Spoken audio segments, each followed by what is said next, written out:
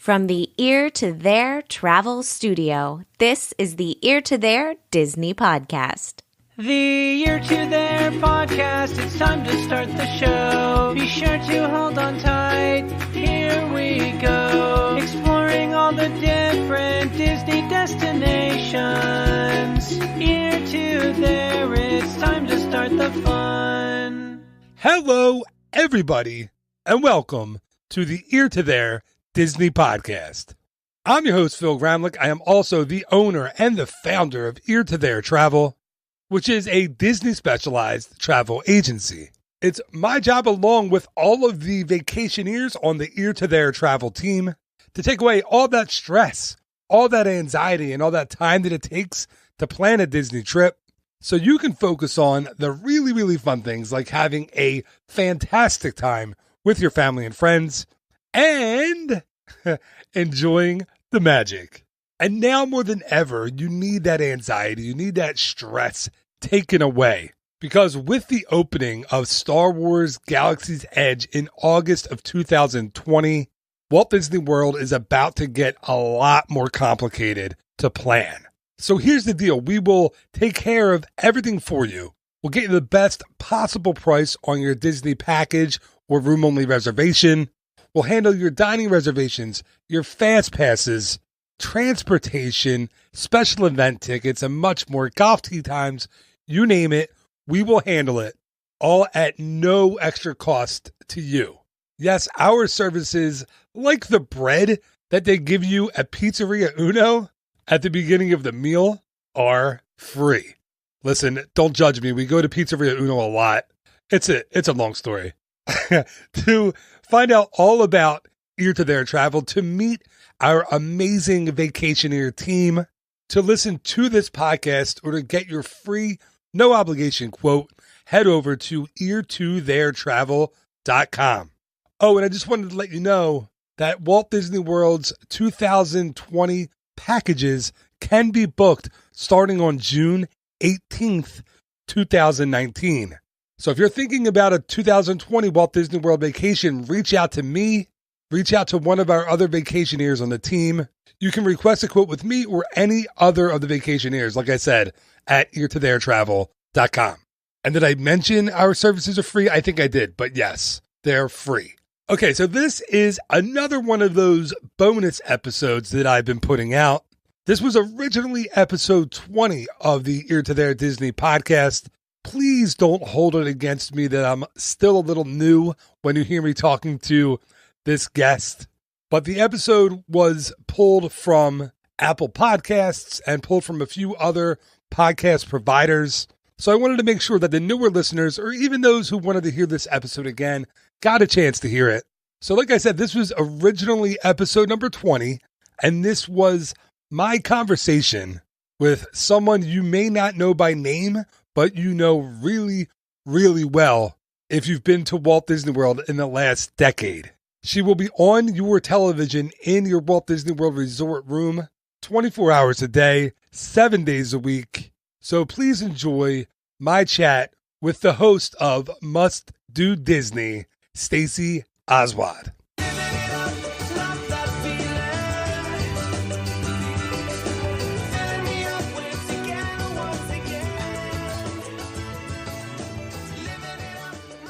I'm so excited to bring you all this week's episode. My guest this week is a talented actor, a voiceover artist, and one of the hosts of a popular TV show, VO Buzz Weekly, that showcases the amazing talents of those in the voiceover industry. Disney fans might know her from somewhere else entirely, however. Over the last decade, millions of Walt Disney World's resort guests have been lucky enough to share their rooms with her. Trust me, that's not as weird as it sounds. She's the host of Disney Resort TV's Must Do Disney TV show that runs on a continuous loop in every Disney resort room, and for so many, she is the voice of their Disney vacations. Stacey J, welcome to the podcast. Hey, thank you. What a great intro. Thank you so much. It's great to be here. Oh, no, thank you so much for giving me some of your time, and I really appreciate it. I really am, as I was saying to you before, I'm so excited for you to talk to you for a little bit. And as I said to you offline, my family, you are the voice of our Disney vacation. You, as soon as we get to the hotel, every trip, my daughter says we got to put on Stacey as soon as we get there, every single day. So, and it stays on. That means so much to me. It really, that I never get tired of hearing that. It really means so much to me. And that station literally stays on our TV because we don't pay for electricity at Disney. So we keep it on until we leave, until we check out. I swear to you. And every night when it's time for my oldest daughter to go to bed, we make sure it's on, and she lays there and she falls asleep to the must-dos every night. She's addicted. Yeah, she's like your little number one fan. So thank you so much for doing what you do. Oh my gosh. Well, that is so great. Give them all a big squeeze for me.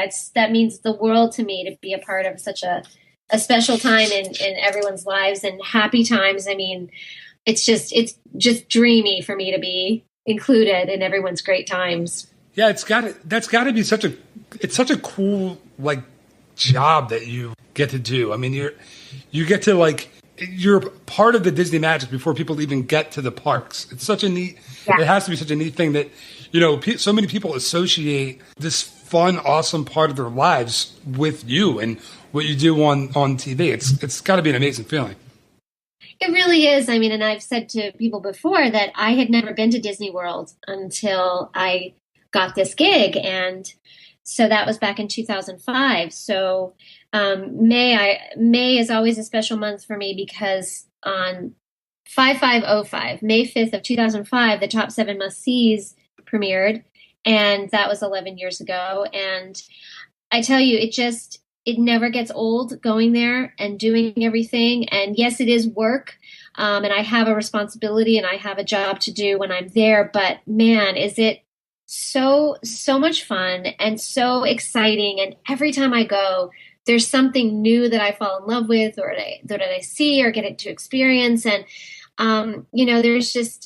there really is no other place like it in the world. And so to be a part of this for so long and to know that I really have become a part of people's happiest times as a family, or whether it's a reunion or an engagement or vacation, whatever it is, it really is exciting. And I never take it for granted because I know how important it is to do it really, really well, because I know people are waiting to see, what's new. And when they turn it on, they want to know if there's new fun lines that they can connect with, or a new attraction or a new ticket or a new mobile feature. It's really amazing to see how the shows have evolved over the years and how technology is being now used and how it's become such an incredibly digital mobile experience being in the parks. It's really amazing. It really is. Can I ask you a question? Can you make my Disney experience at work any better in the parks than it does right now? Because just coming home, and as a Disney travel agent, which is my main job, that's the biggest complaint that I have, is that the darn app doesn't work as well as it should. And I'm obviously joking, but yeah, it is crazy how quickly all the technology is kind of advanced for everything, for getting your dining reservations, to picking fast passes, to now the interactive things, like when you get off of It's a Small World, it says, goodbye, and it has your name on the screen. It's amazing. Mm-hmm. Well, no, when I first started, I was talking about Fast Pass and Photo Pass, and it was like, and now, I mean, look at where that's gone, and Fast Pass Plus, and I mean, just all the things you can do with the Photo Pass and all the different ways you can customize and really make it such a personal experience. It really is amazing. And whenever sometimes I do updates from here in Los Angeles, so they'll call me and I'll hear them in my headphones and I'll just talk about new things and they'll put that in. And then obviously when I need to really be there and experience it, which is my most favorite thing to do. I love it. I mean, I love doing the voiceover updates, but man, when they say, we need you to come, I'm like, yes. Yeah. It's just really cool to see, gosh, like what will they think of next? I mean, it's really so amazing. And yet at the same time, there's still the classic things about it and the quaintness about it and certain aspects that have not gone so far into the technology realm. So I love how they've found a way to incorporate, for those people that really want to be tech savvy and be on their tablet or their phone, but then people that really just want to take it slow and walk through and not be as engaged in that way. I think there really is something for everybody, which is I mean, you know, in your business, it's really hard to please everyone, but I think somehow they figure out how to do it. Yeah, they do. And you're right about there's kind of like a timelessness there because just walking down Main Street USA, it could be 1971, and you really wouldn't know the difference. Just everything looks the same, everything feels the same. The music is still there. It's it's really, really similar to as it was back in the day. But it is cool to see those little touches that are starting to be added to the park and the little interactive and personal things that they're doing. It's pretty amazing. Yeah. All right, so here's kind of a weird question for you, right? So everyone who's a Disney fan sees you. We all kind of feel like we know you a little bit. And so here's a question I have for you. What is one thing that people don't know about you? Like the one secret that you have that you've been hiding that you're going to reveal on this podcast? And if you've told it before, please don't worry. I'm sure you've been asked that question. One thing that people don't know about me. Well, let's see. I eat a lot. Okay. I eat a lot. Yeah. People often look at me and they go like, you're really tiny. Like, how do you fit all that food in you? I'm vegetarian, but this is something that always makes people laugh is I am obsessed with summer fruit. I love summer fruits like watermelon and cherries and stuff. And I literally eat an entire watermelon probably every other day from May to September. A whole watermelon? Yeah. It is no joke. Are you impressed or repulsed? Yeah. No, that's impressive. That's really impressive. I love watermelon. And my produce guy or at the farmer's market or wherever I go, they know me because they're like, oh, we have some good ones for you this week. And so I always buy like 2 at a time because I know I'm just plowing through them. Yeah. But it's like the sort of underappreciated fruit. You know, it's got great vitamins, vitamin A. It's great for your skin. It's great for your digestion. So, dude, I love watermelon. I really do. And my son, my 3-year-old Jack, is a fruit. Like his sisters are just complete like cupcakeaholics, and we go to Disney and they want the cake pops and the cupcakes, and we're on vacation, so they got them. But we'll go to for example, we were at Gaston's Tavern at the Magic Kingdom last week. They got cake pops. He wanted apples with caramel. That's what he wanted. He's my kind of kid. I was like, I'm so happy. Like I'm proud of him because that's what he wants. And it's a little strange because he eats like no candy for a little 3-year-old. You're like, oh, how do you not? But yeah, he's taking after he's taking after you a little bit because that's exactly what he does. Yeah, so like he's the kid if you go trick or treating and he gets like apples and raisins, he's totally psyched. Yeah, he's the only kid. Yeah. Yeah, he's the only kid in his nursery school that was happy that like parents brought in oranges for the Halloween party this year. Like, that's great. I definitely I eat more than people think, and I'll eat like 3 pounds of cherries. I mean, I love fruit like that. I'm trying to think if there's anything more interesting about me, but here's a Disney related thing that's sort of I have to figure out how to rectify this, but I've never had a Dole Whip, and so that's disappointing. People are appalled. I haven't had a chance, and I'm like trying to somehow, can you work that into the show? Because when I'm there, I don't have a lot of time to run. I mean, I'm literally there and I'm doing my thing and I'm shooting and then I'm resting because I have to get up in a couple of hours and shoot some more. But I have to, it's gotten to a point now where it's crazy. So I'm going to have to make this happen. And my intention is that I will do it and I will put a little clip of me doing that so then I can post it and share with the world that I am now in the Dole Whip Club. You'll have to do that. You know that I don't know where Disney puts you up when you stay to do your shooting in the parks, but the Polynesian has a little Dole Whip stand outside. Oh, really? No, I've never stayed there. They put me in different places, but I've never stayed at the Polynesian.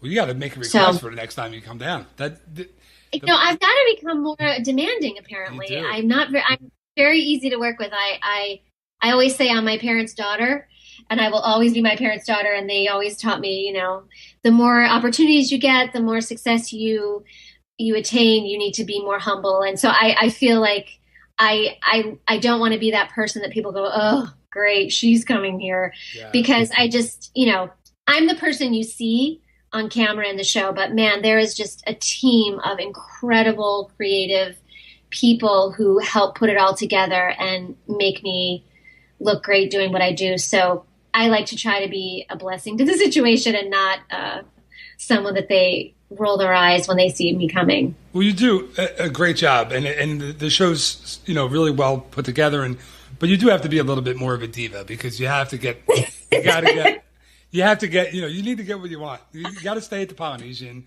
You have to have all right. Well, I'll tell him to call you. I'll see. I talk to Phil. He's going to look into my contract that I get certain amenities. Yeah, right. I have a lot of pull in the Disney company. I just mention my name and they'll fall all over themselves, I'm sure. I'll stick you and Lou Mangello on them, and they won't know what. Poor Lou. All right, so everybody knows you as like a voiceover actor and someone who was on the TVs in Walt Disney World. How did you get your start in acting or voice acting? Were you like a child like actor or performer or anything like that? I was a child prodigy. No, yeah. I've always been some sort of performer. When I was 5, I started competitive roller skating, artistic roller skating. And that I did for a few years. And then I started dancing.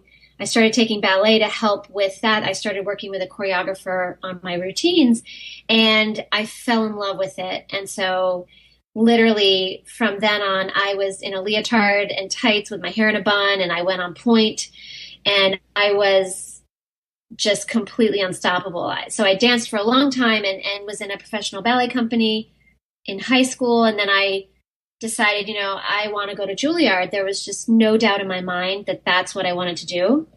And I always say that I'm glad I probably didn't quite understand the process of that, where you audition and maybe you don't get to go, because it was literally, that's where I'm going. People would say, "Oh, are you going to college?" "Yes, I'm going to the Juilliard school." I mean, it was like, I just knew in my bones that that was where I was going to be. So that was an unbelievable experience, and something that not only was I studying with the greatest teachers and choreographers in the world and incredibly talented students from all over the world, but I was also just learning so much about life, and all the different things that you go through in that process are things that I call upon to this day to help me kind of navigate through some of the craziness of being in the entertainment business. Sure. So, I mean, I was dancing and teaching and choreographing, and then I started doing commercials. I was living in the Midwest and dancing at the ballet company there and teaching at the Performing Arts School in Kentucky. And I started doing commercials. And I think my first commercial was for a soccer game, and it was in Spanish, which I don't speak well, but I was reacting, the announcer's going like, "Goal!" And I'm just like, "Woo, it's this board game for this soccer." I think it was called Master Goal, if anyone wants to try to find it. It was a million years ago. But anyway, so I started doing commercials, and that led to some television work and film work and theater. And then at that point, I had moved to Charlotte, North Carolina, and I auditioned for the Disney hosting gig. And I had never done that kind of work before. I'd never been a host per se. And that became the opportunity that it did. And that was sort of launched that whole part of my career. And then I decided a couple of years after that to move to Los Angeles, because why not? Yeah, sure. Why not go to the big pond? And I had done a little bit of voiceover on the East Coast, but that really fully launched into fruition when I got to LA. And so when I got to Los Angeles, I mean, I had some money in my pocket. I had made a plan that I was going to, I was coming out here to act and to do voiceover and on-camera work.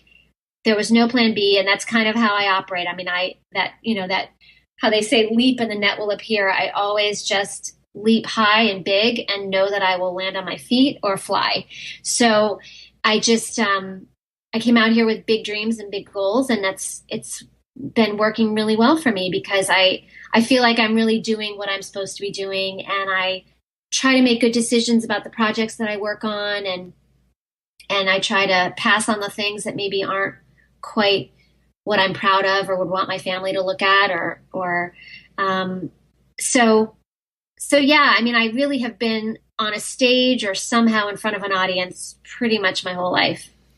Sometimes it was my family captive in the living room watching my one-woman Nutcracker performance. Yeah. But sometimes people actually paid to see me perform. Listen, when I was my performance ended with a Babes in Toyland play. When I think I was in third grade. I somehow, one of my friend's moms convinced my mom that it was a good idea for me to be in Babes in Toyland in like the neighborhood theater. And that's where my acting career started and ended. You peaked early. I did, yeah. Third grade was it. And, it was just the paparazzi became too much for me to handle in third grade. I know. Isn't it terrible? But, so what I wanted to ask you was, after you got to Disney, the job, right? Like it's yours, you find that it's yours. What's your first reaction? Are you like an athlete? Do you like buy your parents a house? Do you like go catch that big check? Like, what's your first thing that you do? Do you like? Was it like this complete freak out moment for you? It was. It was a little bit of that. When you're in a position, being a performer, and you're auditioning and you're trying to win the job, and there's sort of that gladiator, like that quest for it, sure. And then getting it is amazing. But sometimes you're like, oh, can I do this? And so that's kind of how I felt initially, because it all came around really, really quickly. They had taken, I guess the process took longer, or things happened where once they decided it was between me and another woman in LA, and then they gave me the job, I only had a few days to learn the whole script. And most of the show, a lot of the show is scripted, and it has to be perfectly done, word perfect. And then there's obviously me improvising and ad-libbing, and some of that makes it in the show. And so I had to learn this thing, word perfect, and I didn't know until years later that I could have had a teleprompter, but I didn't know about that. So everything to this day, I've never used a teleprompter, ear prompter, cue card. It's all memorized or ad-libbed. So I get there and I'm thinking, oh my gosh, like, can I actually do this? Because, the camera is really close to my face, sure. And there's nowhere to hide, and there's not like I can go, hey, Phil, take it away. I mean, there's nobody to throw it to. So I just remember standing, the first shot was in World Showcase, and I just remember it was very, very early in the morning, and I remember standing there looking out over the water thinking, wow, this is it. You're here. You have to deliver. And I really thrive under pressure. I think me being a skater and knowing that you have one chance in front of the judges, you've trained for years and years, and you have that one moment, that I do really well under pressure. And obviously dancing, in a live performance, you get one chance to do that variation or that piece, and you can't go, oh, just kidding, can I start over? Right. So right. I do really well in those situations where, like, in the back of your mind, they can do another take of it, or they may want another take of it. But I always have in my mind this sort of little game with myself that I get one shot. And if they want it 50 times, I'll do it. No problem. Love it. But I don't want to do it 50 times because I messed it up. So I always have that little, okay, you're an Olympian. You can do this. You can do it all the way through without any flubs or any missteps, or hit your blocking and all of that, or twirl when you need to. And so yeah, it was a little bit intense first because, I had days of trying on different clothes and the wardrobe. So like I didn't start shooting that first time till a couple of days after I got there.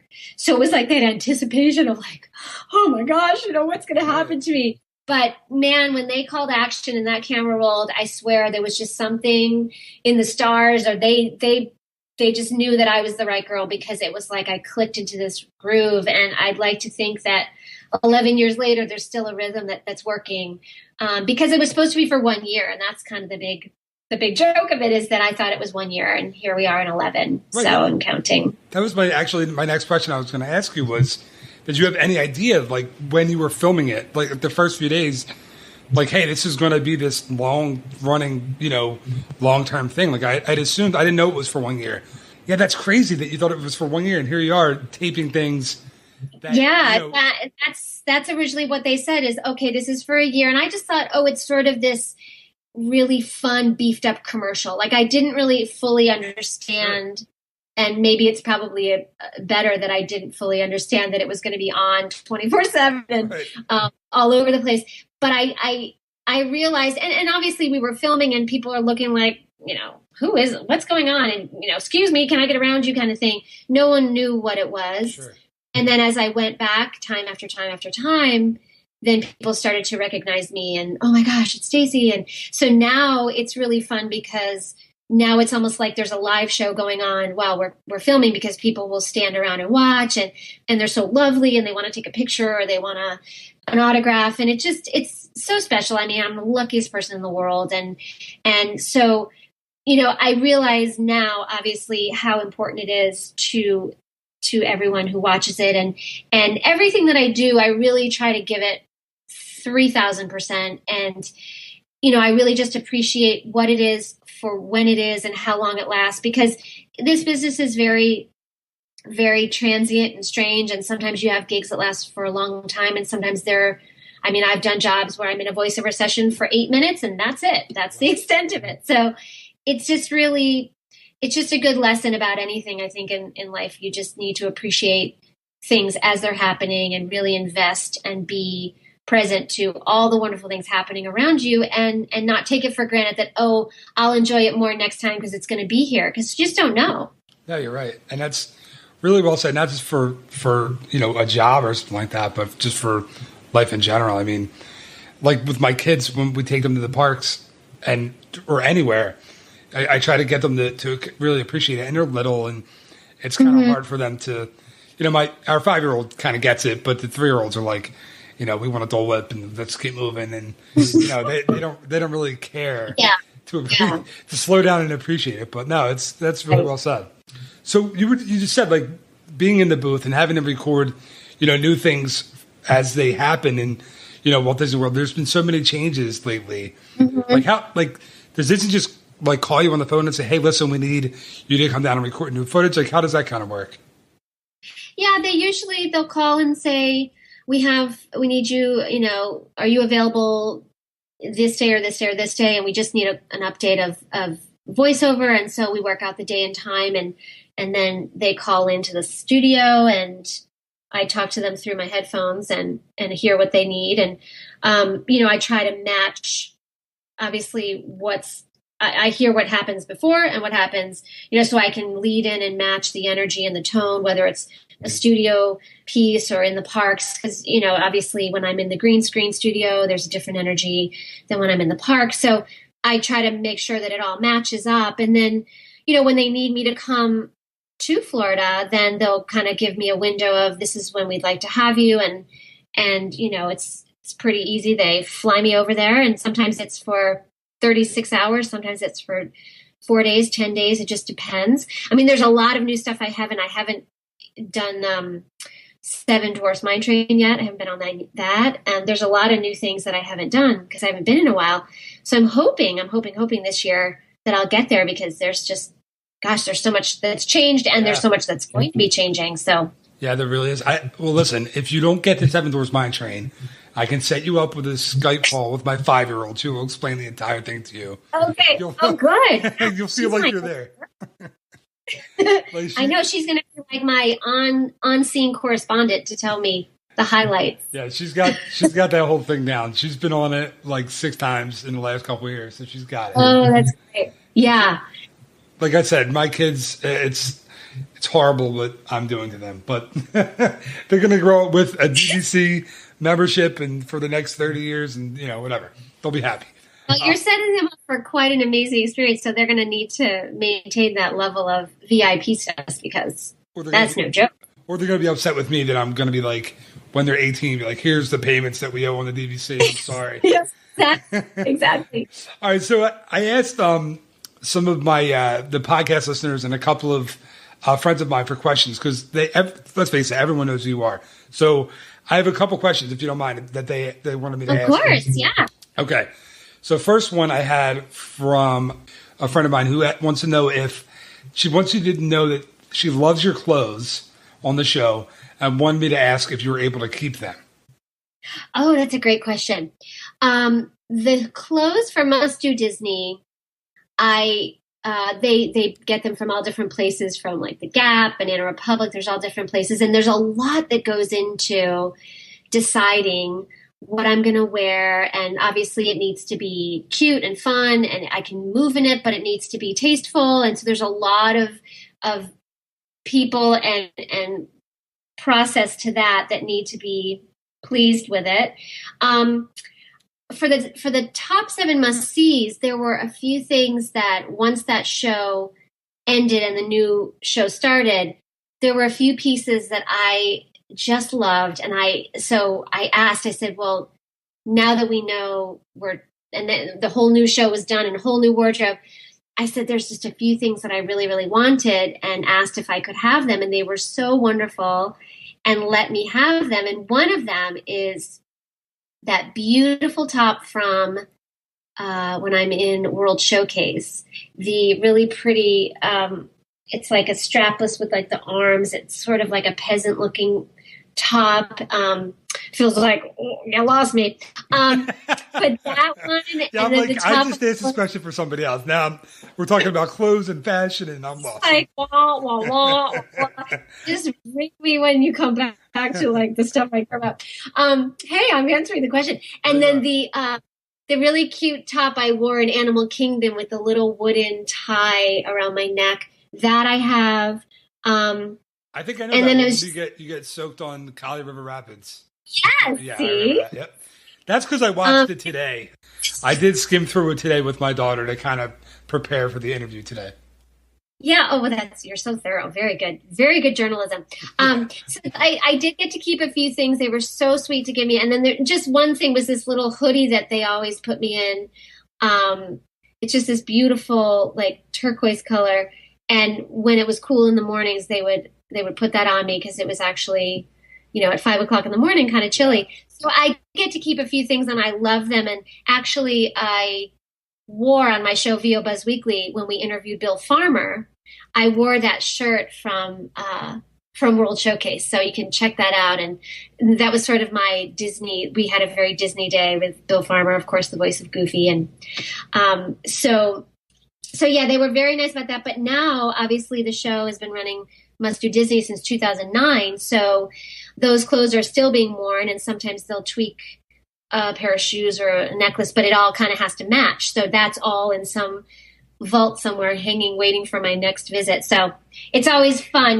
They're always very happy when I show up and everything still fits me. Yeah. And it's always a good relief. That's hidden somewhere under Magic Kingdom right now in one of the utility Yes. In some vault. Yeah. On lock and key and tight security. Yeah, right. So another question I had was, when are you going to quit and hang it up? Because I know someone who wants your job. That's the second question I got. Because everybody thinks, it seems like your job is so much fun. It is fun. It is very fun. I don't think I'm going to make that decision. I think that's not my decision to make. I hope it doesn't happen anytime soon. But listen, I don't delude myself to think that there isn't somebody amazing who could do something beautiful and make it their own as well. So I feel like for whatever reason, they still feel like it's working. And there was one point a few years ago where they thought, oh, we're going to do something different. And so I was like, okay, great. Thank you so much for this opportunity. And then a few weeks went by and they said, actually, we're going to do something different, but we still want to have you do it. So that was very, very flattering. And I was so excited.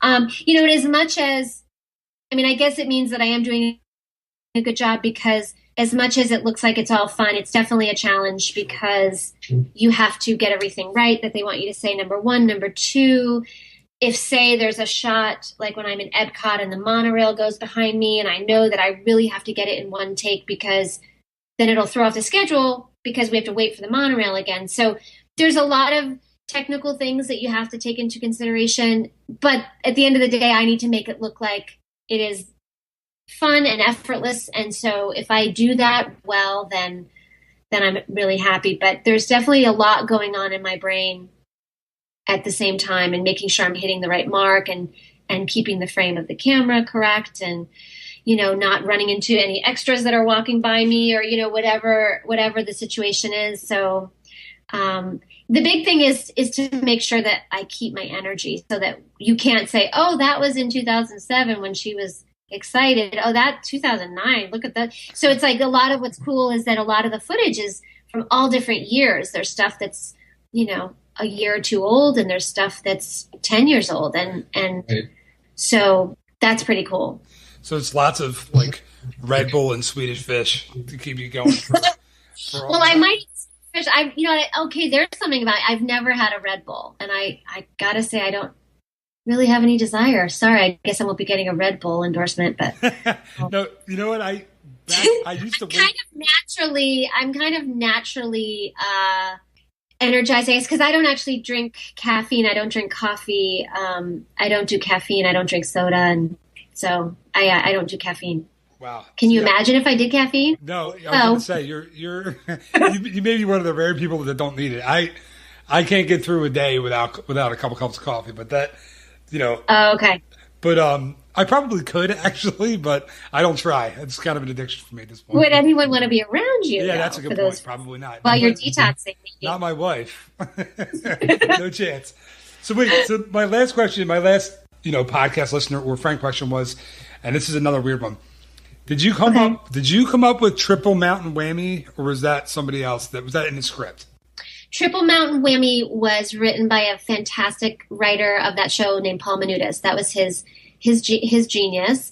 Wham, wham, wham. It's all wham. That was all part of it. It's been very cool because I've worked with a couple of different writers on the different shows, and there's really something cool that happens. When I first got there, obviously the show was already written. And then as time has gone on and I've worked with the writers, it's like we have a very kind of a great synergy of energy and thoughts. And so, I say stuff like flat out amazing. I say that in my real life. So it's really cool when I'll get the scripts and I'll look and I'll go, oh, that's really cool. Like that's completely a Staceyism, or I would love to say something like that. So it's kind of fun. Now I think it's a combination of they need to write for what they need, and then they also have me in mind so that it kind of makes sense. But we're very much on the same page about it. That's really cool. It's like they write it for you now, whereas before they were just writing a kind of a general script for whatever actress were to come in. That's really It's nice because then when I show up and I'm ready to go, it really the process is very streamlined, and it's not like I'm trying to speak a language that I don't speak. And, and obviously, having been doing it for 11 years, I have a sense of what they really need and what they're going for and what needs to come across to the viewer. And so it's all, it's like any job where you have, you're seasoned, you're well-versed, you're fluent in the language of that job. Yeah, it's seamless too. Like you can't tell what you recorded, 2 years ago or 8 years ago. You just can't tell. Yeah, I think people say, oh my gosh, you're not aging, like you don't look any different. Or I think actually in some ways I look better now than I did back then. But I think it's just literally, it's like getting an injection of youth and fairy dust. And I swear I go there and I come back 5 years younger because it's just so wonderful. And I get to laugh and meet really great people, and all the people they bring in for the production team. There's several that I've been with since the beginning.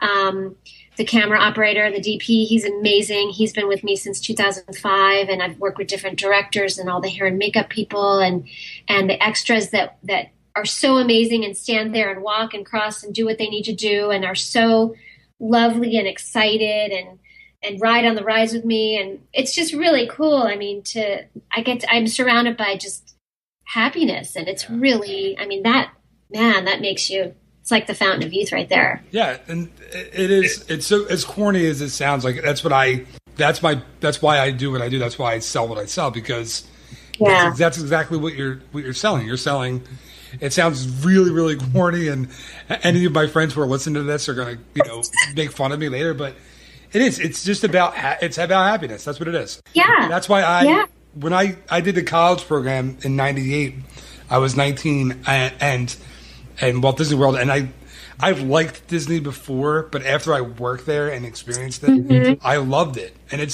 I think you kind of feel that same way. Like you like it and you know of it and you like the movies but once you're there and you're in it, it's a completely different thing. And it's almost like cultish in a way.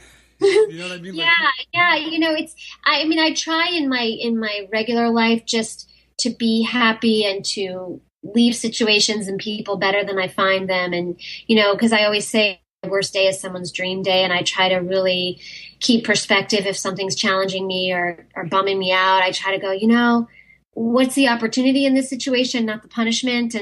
And so I feel like, this came into my life. I think most of what I do and the jobs that I get, I feel like I get what I'm meant to. And, this is me. I mean, I'm really not putting on an act. It's really my energy, my essence, my personality is really very much what you see. I mean, I probably don't scream quite as much in my daily life, although I do get very excited. But I am excited to do what I'm doing. And even if it's been the 5th take or the 20th take talking about Fast Pass or Magic Your Way tickets or whatever it is. I mean, sometimes people are like, how can you make that sound fun? I'm like, how can it not be fun? Because it's the gateway to fun, those tickets, and all those different things. So I just find it really exciting and challenging. And again, the big thing is that people really appreciate it. And that means the world to me. And I just think at the end of the day, most people just want to feel appreciated and seen and heard. And so it's terrific. I feel very, very fortunate. I have a couple more questions for you, and then I almost let you go. So really quickly, here's kind of a weird question, but it's a weird story first. As you may know that I keep saying the word weird, but don't pay any attention to that. Okay. So when Tom Arnold, this is the weird part, did the voice for the oven mitt in the Arby's commercials. I don't know if you remember this at all. Okay, that sounds vaguely familiar.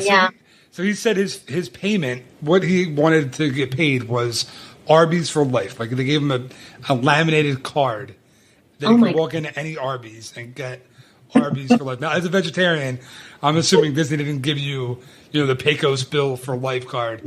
Right. But did you have any? Did they give you any perks? Like, do you have the go to the front of the line card from Disney? Do you have anything like that?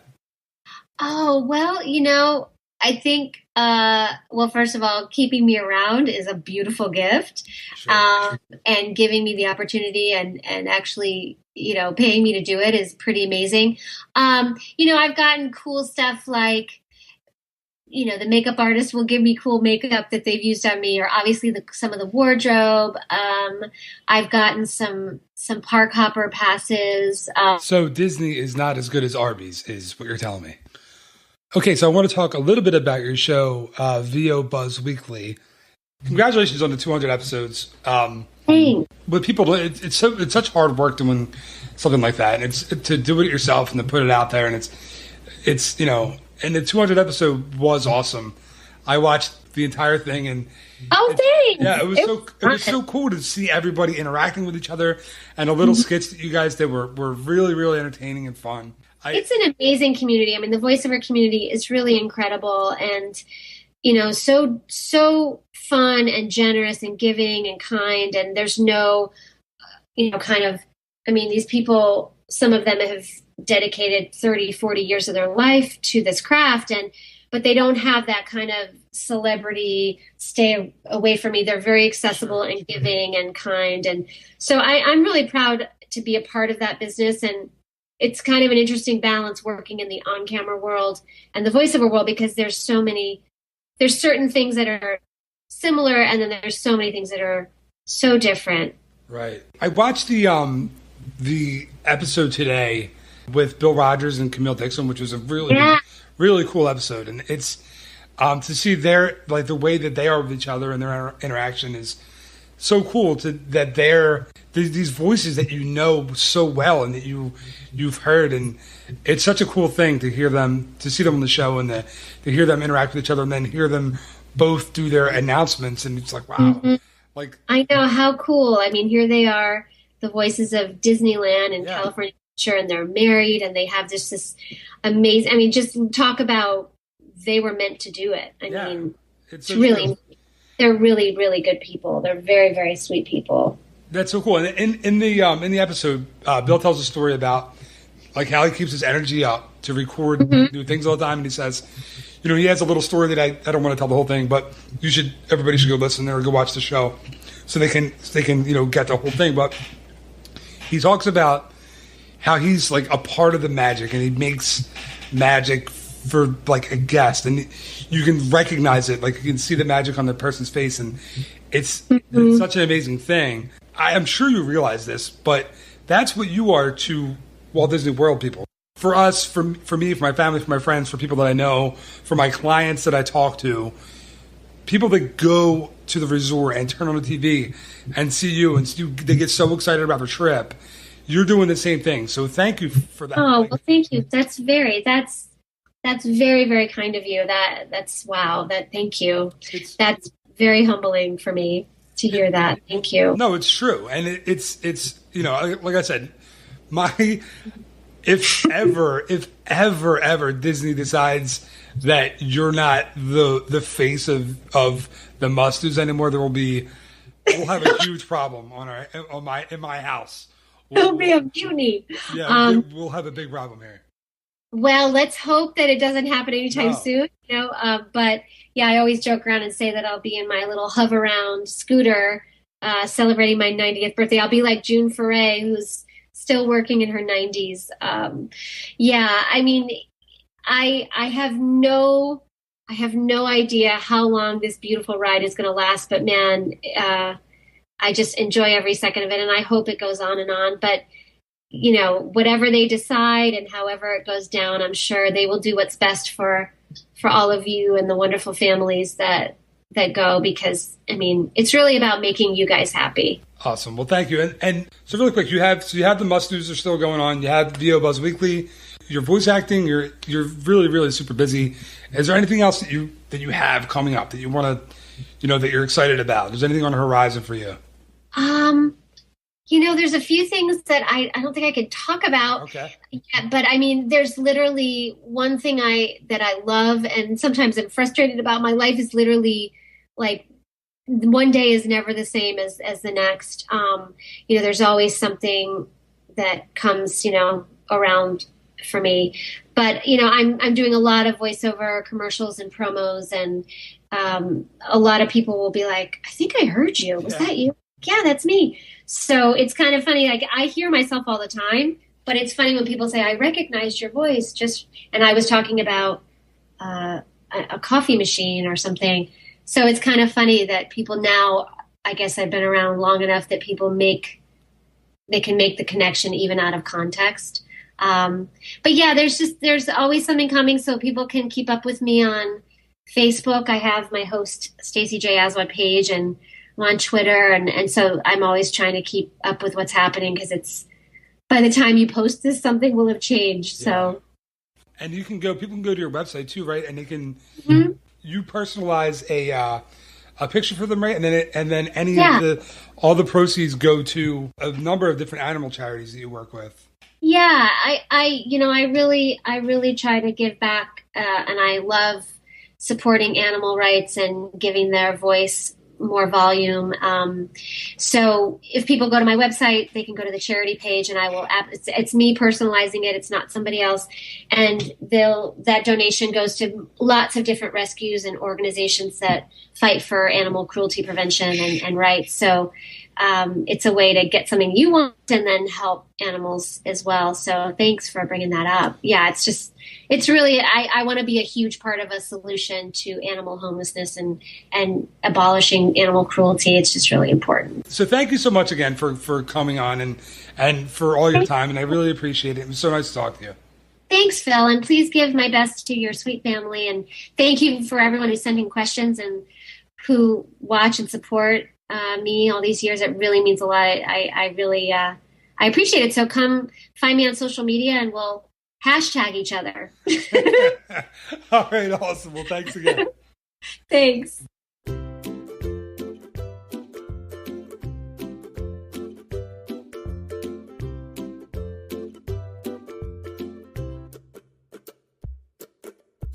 And that is going to do it for this week's bonus episode of the Ear to There Disney podcast. Thank you again so much for listening. You are awesome. I hope you enjoyed this episode, and if you heard it before, I hope you enjoyed it again. I have a couple of favors. If you haven't subscribed to the podcast, please do that on Apple Podcasts or wherever you listen to the Ear to There Disney podcast. That would be greatly appreciated. Come on, this is 2019. Then you won't even have to go look for the show each week. It will be automatically downloaded to your listening device. How cool is that? And wherever you listen, do me a favor, leave a rating and a review for the show. I know you listen, but the ratings and the reviews really help. So stop what you're doing, because I'm about to ruin. No. Stop what you're doing right now, if you will, and leave me an honest rating and review wherever you listen, whether it's on Apple Podcasts or Stitcher or Spotify, wherever you listen, please do that. I'd really, really appreciate it. And just remember, there will be a new episode of the podcast next week, as well as a new episode of the Walt Disney World Word of the Week. So until next time, again, thank you so much for listening. You are awesome. Have a phenomenal week. Bye-bye.